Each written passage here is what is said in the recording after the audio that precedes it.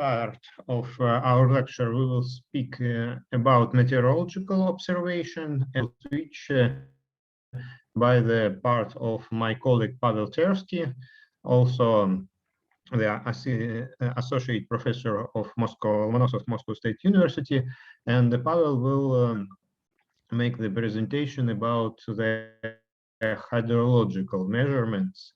So all part that will be connected with some measurements on rivers, on lakes, and so on. So, and during my presentation, I plan to speak not about the current meteorological observation, but also about the progress that meteorology was made during the last 500 years, from beginning of the first sensors and the first meteorological networks up to the smear station during the last day of our conference, I mean yesterday. So of course, if you have some questions, you can also write it in chat. So I'm have the possibility to take a look on what is happening now on chat. And if you have some comments, if you have some questions here that you think I should answer right now, so you can write it directly in chat, or after the lecture, you can write it directly to the email. It's our common our common practice during our school. So, and now I would like to begin. So the first man invented something about meteorological measurements and meteorological observation was Aristotle.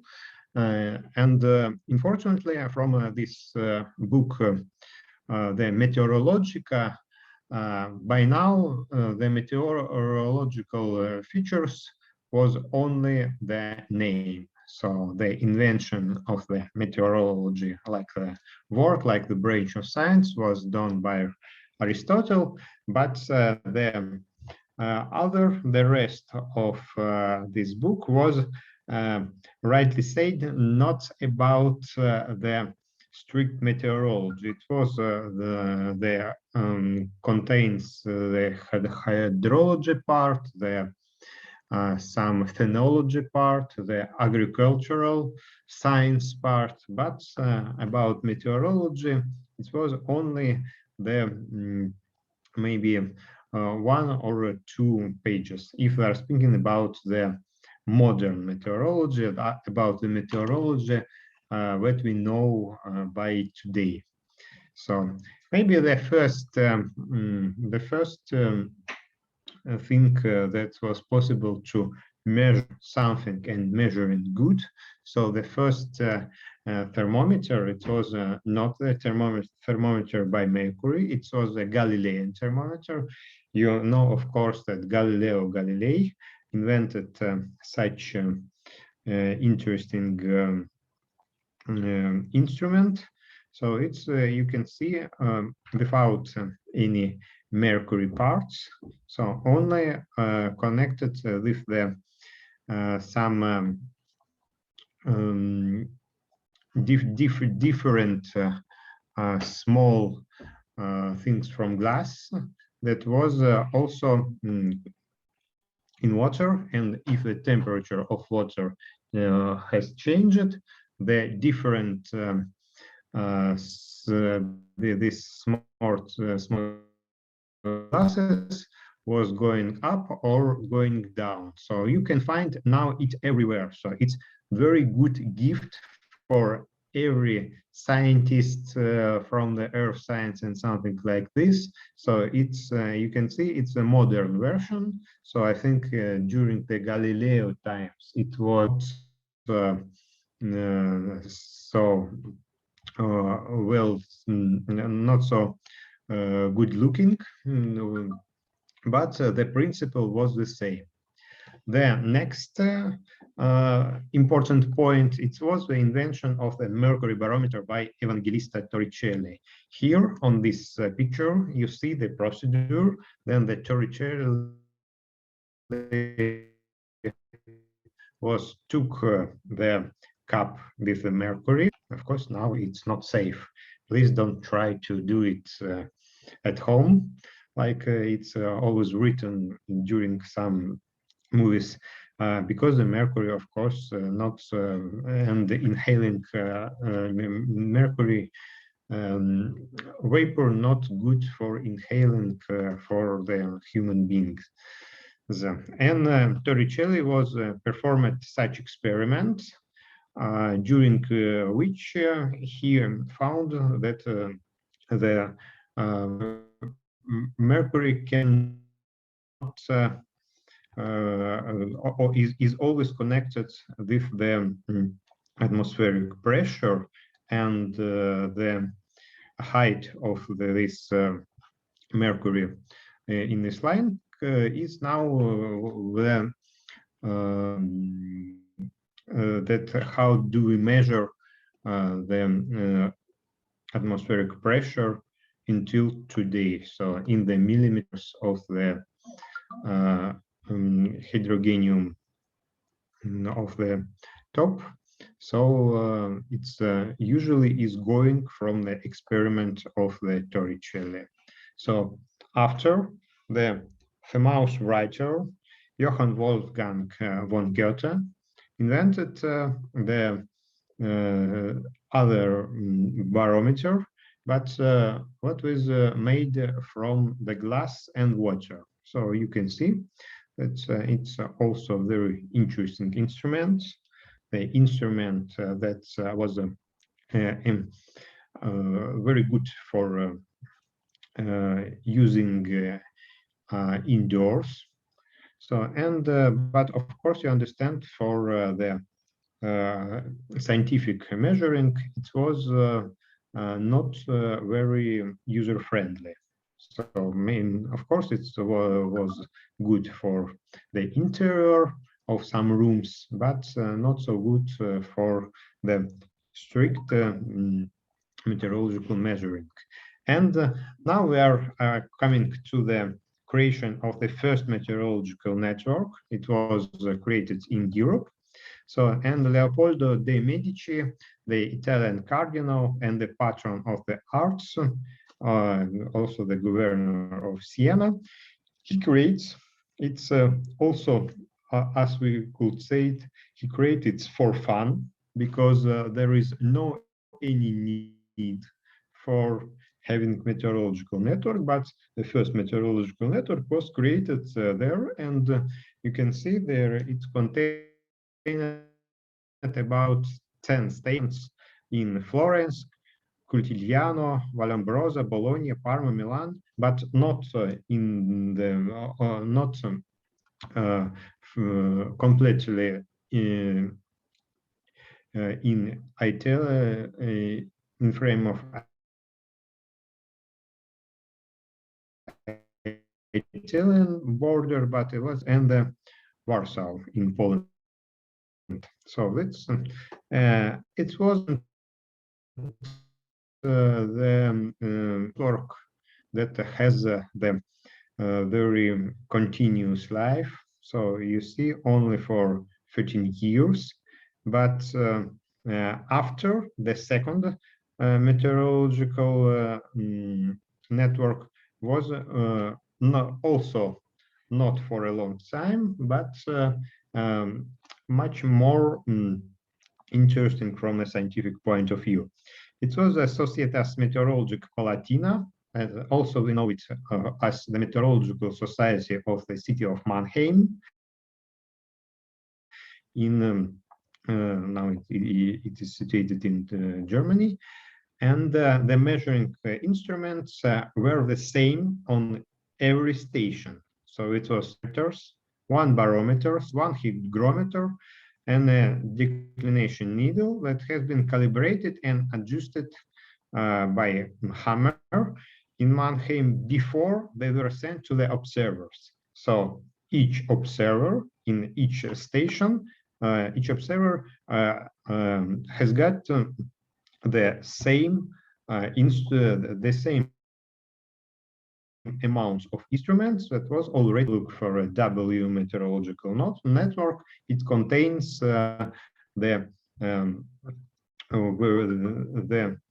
same for the I mean the same meteorological instruments from all around the world. So, and if you take a look to the results of these observations, it looks this very close to the modern observation list. So, but it was, you see, about more than 200 years ago. So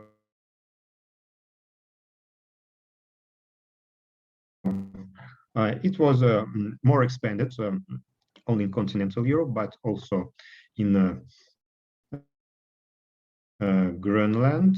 Also, it was one station in Cambridge in USA, but also in some stations from Russia, from Denmark, from France, from Hungary, and from Austria, of course, and up to 37 stations when this network was more expanded. So the next, the next important point, we are now thinking about, we are now talking and thinking about the meteorological station that can measure something near the surface. But in USSR, in Pavlovsk, in 1930, it was in January. So they started, it was invented of the traditional meteorological sounding. So meteorological zone that was also invented in France. Maybe it was about 1 year before, but the traditional form, and as we know it until maybe in the end of the 20th century, was invented by Pavel Molchanov. It was released before the launch in Moscow time in Pavlovsk in main geophysical observatory. And this zone has reached a height of 7.8 kilometers and measured the temperature were about minus 40.7 degrees. 32 minutes after this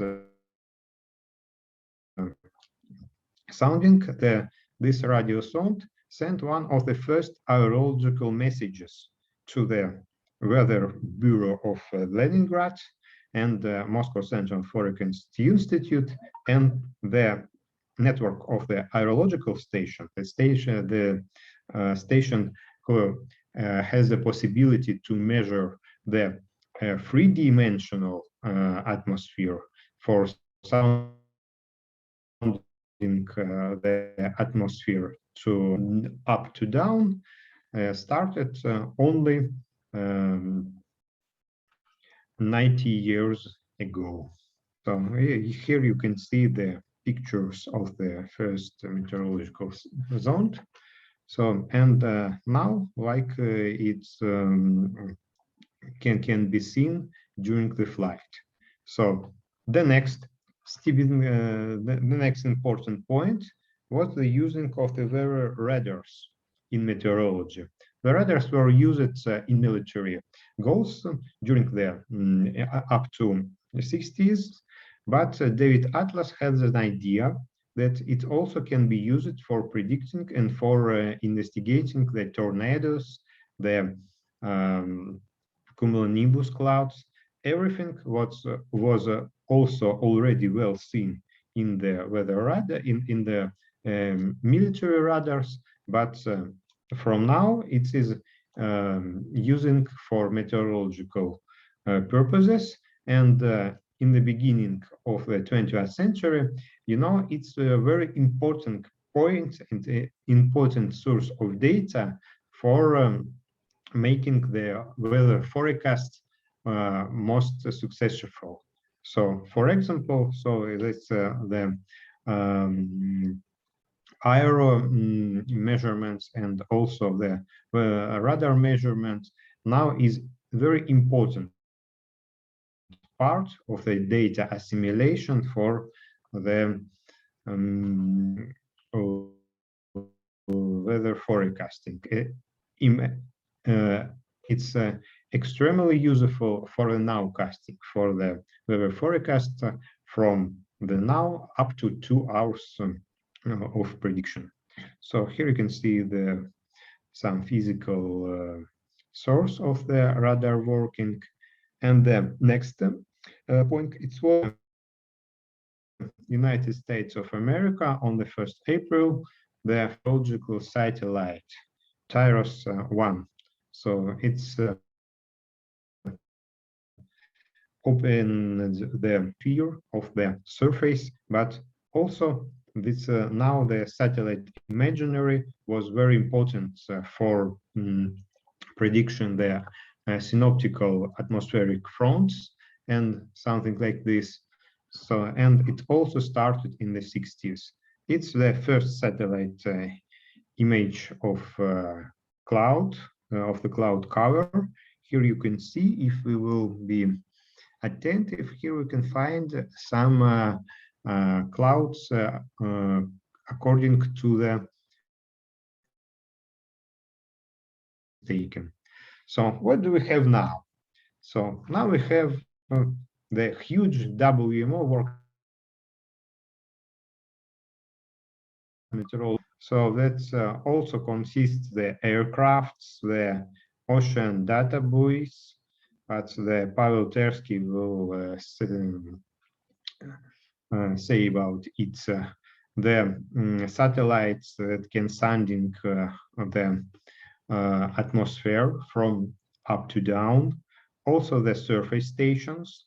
So I will show you some pictures of different surface stations, the upper air stations that allows us to get the data for the numerical weather prediction and after for some search. Also, you can see here the satellite imagery and so on. So the WMO station generally are look as the same in the different parts of the world. So for example, it's a WMO station in Poland. So here you can see the Stephenson screen. You see this white box. So the Stephenson screen or the weather box consists the thermometers for maximum temperature, minimum temperature, the current temperature, and also for hygrometer. So here's a WMO station in the center of Moscow, so it's close to one of the parks. But you see, traditionally, for example, in Russia and in the ex-USSR countries, the Stephenson screen is divided in two boxes. Here you see it's much more bigger, but here it is divided into in box number 1 consists some thermometers and the hygrometers for the real-time measurement, and the second one consists this the thermosensors and the hydrosensor then can write it according to the watching mechanism. Here you can see the WMO station latitudes. It's the station in the Russian Norilsk. So, and the questions, have you noticed it maybe some difference between these two stations? If you know the answer, you can write it down the chat. So it's interesting, how could you realize what is different? So WMO station in the central part of Russia and this WMO station in Arctic latitudes. So if you would like to try to guess, you can write your answer directly to the chat. There are different. Now we have the different the different modes of the airport of the weather stations. We have the traditional WMO weather stations. We have the airport weather stations. Here that consists the wind speed and direction measurements, the atmospheric pressure, rainfall, rain and snow. Also, they have some noise measurements. You understand that it's very important because the aircrafts can be some noisy. The temperature and humidity, traditionally the illumination, of course important for the pilots of the aircrafts, solar radiation, and somewhere they have also the particulate matter concentration because, of course, the aircrafts can enrich our atmosphere by the PMs, the very different PMs. Also, it's can be found the agricultural devastation. That's you see that's the amount of the measurements will be a bit wider. So temperature and humidity, wind speed and wind direction, CO2 concentration, different PMs, noise, solar radiation, sunlight, ultraviolet light. That is, of course, very important for some plants. Atmospheric pressure, rainfall, rain and snow, soil temperature and soil humidity. The soil humidity is very important parameter for modeling of the climate modeling and the weather modeling. Soil nitrogen, phosphorus and potassium, and the acidity of the soil, the pH, that can also be measured in online by meteorological agricultural weather stations. So where we have now, so yesterday you have heard the brilliant lectures of the Tuka Bitaya and Jana Bak about the Huitala. It's the Huitala station is the maybe one of the most powerful station for the research about the natural landscapes, so the chemistry, the physiology, of course, the gas exchange and so on, but is a part of the maybe the biggest project in meteorology of the 21st century is a building a global Earth observatory. You can find this letter to Nature from Marco Kulmala. It's my advice will for you will to have the time for reading it. It's only 2 pages, but it's maybe very important pages for understand something the future of the meteorological and some other type of observations. So by now it exists the 4 SMER stations in Finland, and if I'm not mistaken, 1 or 2 SMER station in China. So it's the picture of SMER station from the aircraft, and I think so. Sometimes we'll, if we will enlarge the traditions and the number of the SMER station in the world, I think the global knowledge of the gas exchange and the physics of the physics and meteorology of the aerosol mixing will have very promising results. So now, from my part, it's all, and give the floor to Pavel